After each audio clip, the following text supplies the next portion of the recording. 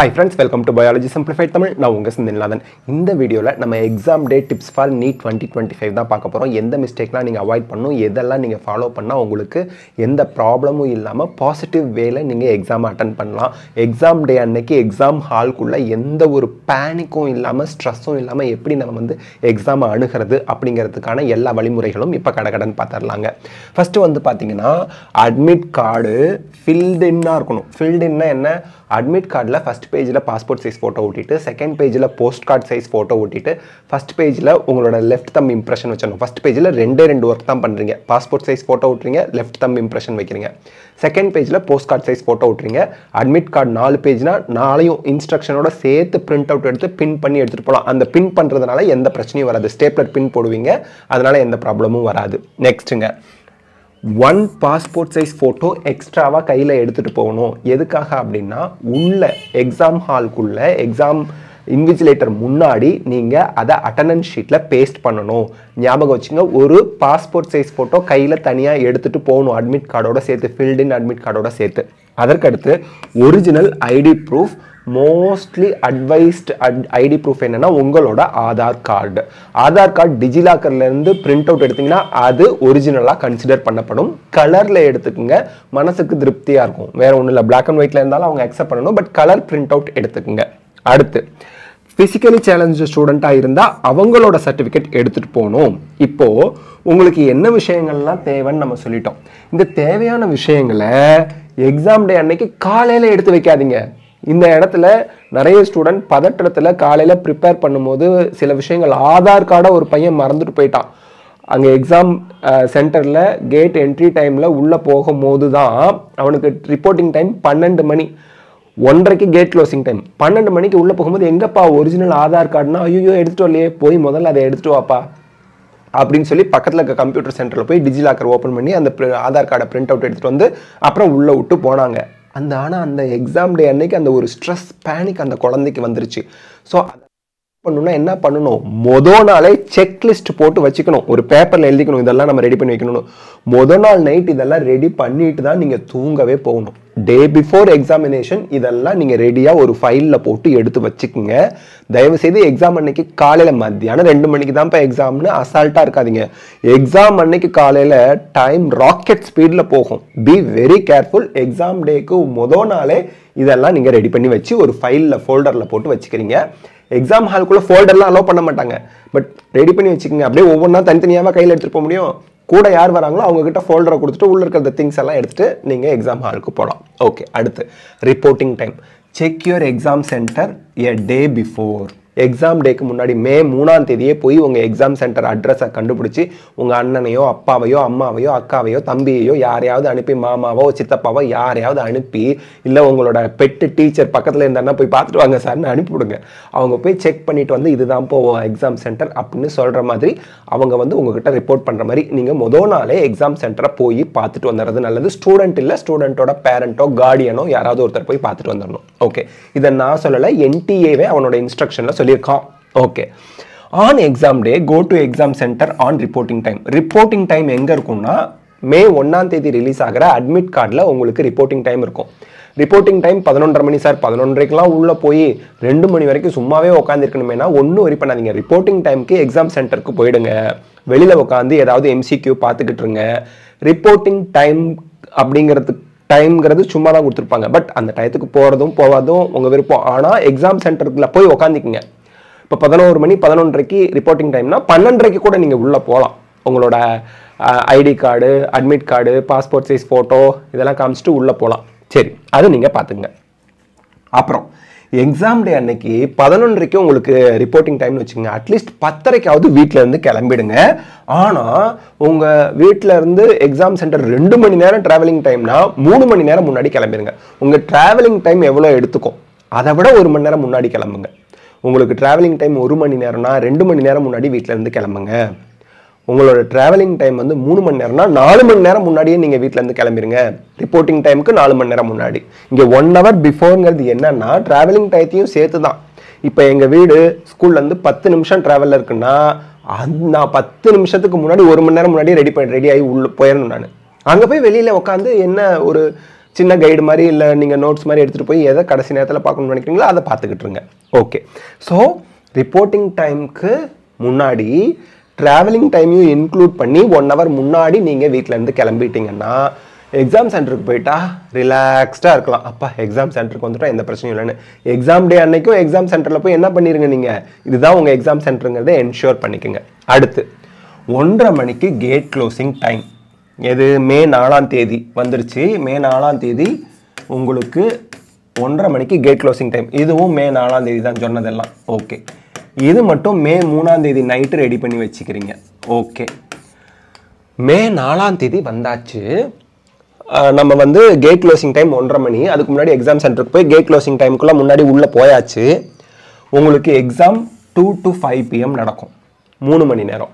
சரி, இந்த 2 to 5 மணி நேரக்குள்ள மத்தியானம் 3 மணி நேரக்குள்ள இந்த 3 மணி நேரத்தில் எப்படி நான் இஃபெக்டிவாக சக்ஸஸ்ஃபுல்லாக ஆன்சர் பண்ணி டைமை கரெக்டாக யூட்டிலைஸ் பண்ணுறது அப்படின்னா ரொம்ப சிம்பிள். உங்களோட 3 மணி நேரத்தை 3 ரவுண்டாக பிரிச்சுக்குங்க. ரவுண்டு 1ல் 1:30 மணி நேரம், மொதல் 1:30 மணி நேரம் 2 to 3:30, 2 மணி நேரத்துலேருந்து 3:30 மணி வரைக்கும். சரி, ஃபஸ்ட்டு 30 minutes பயாலஜி. பயாலஜின்னு சொன்னால் சுவாலஜியும் வந்துடும், பாட்டனியும் வந்துடும். ஒரு நிமிஷத்துக்கு 2 கொஷினுக்கு ஆன்சர் பண்ணிக்கிட்டே வரணும். 30 செகண்ட் தான் ஒரு கொஷினுக்கு. அப்படி ஞாபகம் வச்சுக்கோங்க. ஏங்க நீங்கள் வந்து நான் பயமுறுத்துறேன்னு நினைக்காதீங்க. வித்தவுட் எ பிளான் நீங்கள் ஒரு விஷயத்தை செய்கிறீங்க அப்படின்னா கஷ்டம். ஒரு பிளான் பண்ணி போகும்போது அந்த விஷயம் சக்ஸஸ் ஆகிறதுக்கு அதிக வாய்ப்புகள் இருக்குது. அதனால் சொல்கிறேன், மோஸ்ட் சக்ஸஸ்ஃபுல் மெத்தட் இது. ஃபஸ்ட்டு பயாலஜி, ஃபஸ்ட்டு 30 minutes முடிஞ்ச அளவுக்கு பாட்னி ப்ளஸ் சுவாலஜியில் 60+ கொஷினுக்கு ஆன்சர் பண்ண ட்ரை பண்ணுங்கள். அடுத்த 30 நிமிஷம் கெமிஸ்ட்ரி. கெமிஸ்ட்ரியில் தெரிஞ்ச கொஷினாக அட்டன் பண்ணிட்டு வாங்க, தெரியாத கொஷினை ஸ்கிப் பண்ணிக்கிட்டே வந்துடுங்க. ஒரு கொஷினில் போய் ஸ்டக் ஆகி 10 நிமிஷம் 15 நிமிஷம் வேஸ்ட் பண்ணிட்டு இருக்காதீங்க. அடுத்த 30 நிமிஷம் ஃபிசிக்ஸ். அப்போ மொதல் 1:30 மணி நேரத்தில் பயாலஜியில் எல்லா தெரிஞ்ச கொஷின், பாட்னி ப்ளஸ் சுவாலஜி 90 கொஷினுக்கு எத்தனை கொஷின் தெரியுமோ அத்தனை கொஷின் அட்டன் பண்ணியிருப்பீங்க. அடுத்து கெமிஸ்ட்ரியில் 45 கொஷினில் எத்தனை தெரியுமோ அத்தனை அட்டன் பண்ணியிருப்பீங்க. ஃபிசிக்ஸில் எத்தனை கொஷின் தெரியுமோ அத்தனை அட்டன் பண்ணியிருப்பீங்க. ஒரு ஃபார்முலாவை வச்சு போடுறது, எக்ஸாம்பிள் சம், எக்ஸாம்பிள் சம்லாம் ஈஸியாக நீங்கள் ஆன்சர் பண்ணிடுவீங்க. ஈஸியாக இருக்கிற சம்மு, அப்புறம் கெமிஸ்ட்ரியில் ஈஸியாக இருக்க கொஷின்ஸ், இன்ஆர்கானிக் கெமிஸ்ட்ரி, ஆர்கானிக் கெமிஸ்ட்ரியில் ஈஸியாக இருக்க கொஷின்ஸ் எல்லாம் அட்டன் பண்ணிட்டு வந்துருங்க. இந்த ஃபிசிக்கல் கெமிஸ்ட்ரியில் ஈஸியாக இருந்தால் அட்டன் பண்ணுங்கள், இல்லைன்னா கடைசியாக பார்த்துக்கலாம். இப்போ ரவுண்டு 2 ஸ்டார்ட் ஆகும், 3:30லேருந்து 4:30. ஓகேங்களா? அடுத்த 1 மணி நேரம். இது வந்து ஃபஸ்ட் ரவுண்ட் வந்து 2 PM to 3:30 PM. சரி, இப்போ 3:30 PM to 4:30 PM. ஓகே, இந்த டைமில் மொதல் 20 நிமிஷம், 1 மணி நேரம் இருக்குது, 20 நிமிஷம் 20 நிமிஷம் 20 நிமிஷம்னு வச்சுக்கலாம். 60 நிமிஷத்தை மொதல் 20 நிமிஷம் பாட்னி ப்ளஸ் சுவாலஜியில் நீங்கள் ஸ்கிப் பண்ணிட்டு வந்த கொஷினை நல்லா கூர்ந்து கவனிங்க. இப்போ அசஸ் அண்ட் ரீசனாக இருக்கலாம், ஸ்டேட்மெண்ட் 1, 2 டைப்பாக இருக்கலாம், மேட்ச் த ஃபாலோயிங்காக இருக்கலாம். ஸோ தட் கரெக்டாக நல்லா அப்சர்வ் பண்ணுங்கள். ஆன்சர் தெரிவதற்கான வாய்ப்புகள் அதிகமாக இருக்கக்கூடிய கொஷினுக்கு ஆன்சர் கண்டுபிடிச்சிங்கன்னா எஸ் ஷேட் பண்ணிவிட்டு அப்படியே ஆன்சர் பண்ணிக்கிட்டே வாங்க. தென் உங்களுக்கு 40 minutes இருக்கும். ஃபிசிக்ஸும் கெமிஸ்ட்ரியும் விட்டுட்டு வந்த கொஷின் எல்லாம் இன்னொரு தடவை கோ த்ரூ பண்ணுங்கள். ஆன்சர் மோஸ்ட்லி தெரியணும். ஓகே, இப்போ 2:30 மணி நேரம் முடிஞ்சிருச்சு. கடைசி அரை மணி நேரத்தை ரவுண்ட் 3 வச்சுக்கோங்க.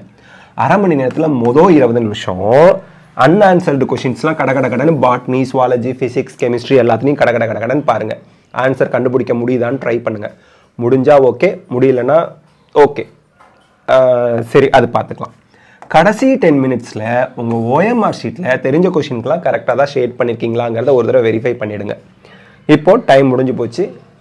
ஆன்சர் ஷீட்டையும் அட்மிட் கார்டையும் சப்மிட் பண்ணிவிட்டு நம்ம இன்விஜிலேட்டர் போகலான்னு சொல்லும்போது கிளம்பி வரலாம். சரி, இப்போது ஓஎம்ஆரில் ஆன்சர் பண்ணுறதுக்கு பெட்டர் மெத்தட் என்ன? இப்போ ஓஎம்ஆர் ஷீட் இப்படி இருக்குது, அதில் பபிள்ஸ் இந்த மாதிரி இருக்குது. சரி, 180 கொஷின்ஸுக்கு பபிள்ஸ் இருக்கும். உங்கள்கிட்ட கொஷின் பேப்பர் இருக்கும். கொஷின் பேப்பரில் 180 கொஷின்ஸ் 4 ஆப்ஷனோடு இருக்குது.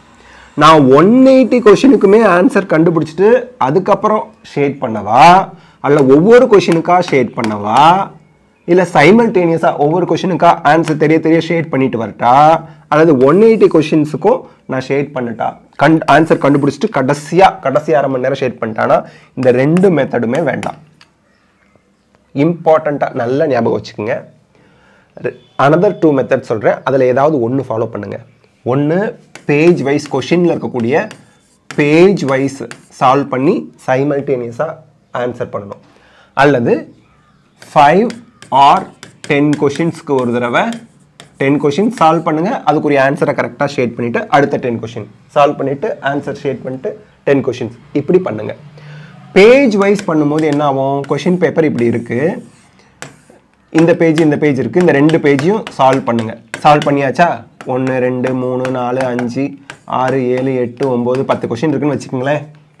ஸோ ஃபஸ்ட் கொஷின் ஆன்சர் தெரியுது, சால்வ் பண்ணிட்டீங்க, ஓகே. செகண்ட் கொஷின் தெரியுது, தேர்ட் கொஷின் தெரியல, ஃபோர்த் கொஷின் தெரியுது, ஃபிஃப்த் கொஷின் தெரியல, சிக்ஸ்த் கொஷின் தெரியுது, செவன்த் கொஷின் தெரியுது, 8th கொஷின் தெரியல, 9th கொஷின் தெரியுது, 10th கொஷின் தெரியல. இப்போ ஒன்றுக்கு என்ன, இப்போ 10 கொஷினுக்கு ஆன்சர் கண்டுபிடிச்சி முடிச்சிட்டிங்க. இப்போ ஓஎம்ஆர் ஷீட்டை எடுங்க. ஃபர்ஸ்ட் கொஷினுக்கு என்ன ஆன்சர் கண்டுபிடிச்சிங்க அதை ஷேட் பண்ணுங்கள். 2க்கு என்ன, 2வது கொஷின் பேப்பர் 2வது கொஷின் தான் இங்கே இருக்குங்கிறத பார்த்து அதுக்கு நேராக ஷேட் பண்ணுங்கள்.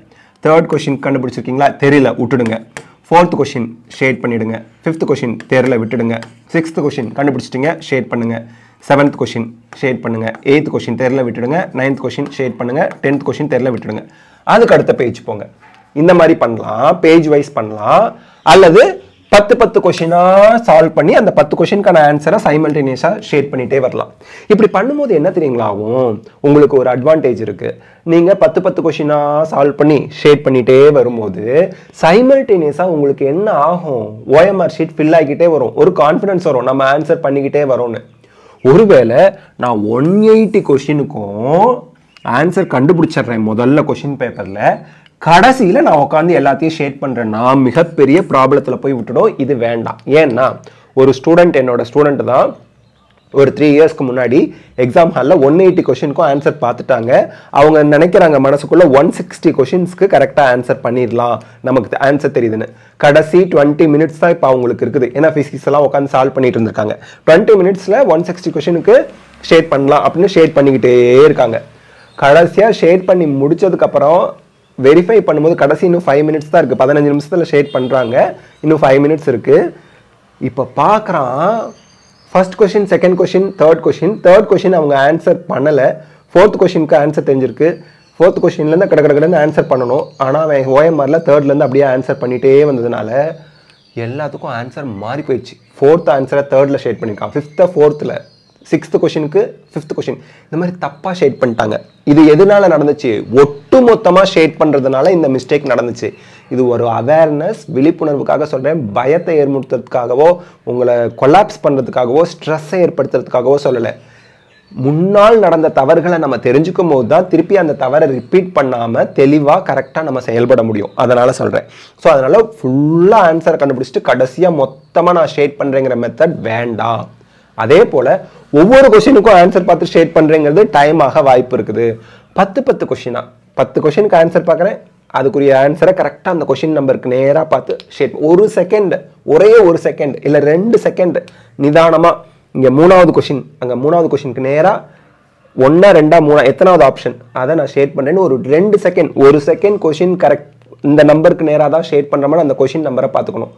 அனதர் செகண்ட் எத்தனாவது ஆப்ஷனுங்கிறத வச்சு ஷேட் பண்ணணும்.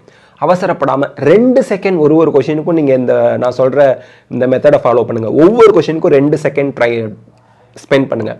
ஒரு செகண்டு கரெக்டாக தான் கொஷினுக்கு நேராக ஷேட் பண்ணுறோமா. 2வது அந்த கொஷினுக்கு நேராக அந்த ஓஎம்ஆர் ஷீட்டில் எத்தனாவது ஆப்ஷன் நம்ம ஷேட் பண்ணுறோங்கிறத செக் பண்ணிவிட்டு ஷேட் பண்ணிங்கன்னா தப்பு நடக்க வாய்ப்பு இல்லை. ஸோ ஒரு கொஷினுக்கும் 2 செகண்ட் நீங்கள் ஸ்பெண்ட் பண்ணிங்கனாலே தவறே வராது. அதனால் இந்த மெத்தடை ஃபாலோ பண்ணுங்கள். ஸோ இந்த வீடியோவில் நம்ம எக்ஸாம் டே டிப்ஸ் பார்த்துருக்கோம். கண்டிப்பாக இது உங்களோட எக்ஸாம் ப்ரிப்பரேஷனுக்கும் எக்ஸாம் டே அன்றைக்கி ரொம்பவே ஹெல்ப்ஃபுல்லாக இருக்கும். தேங்க்யூ.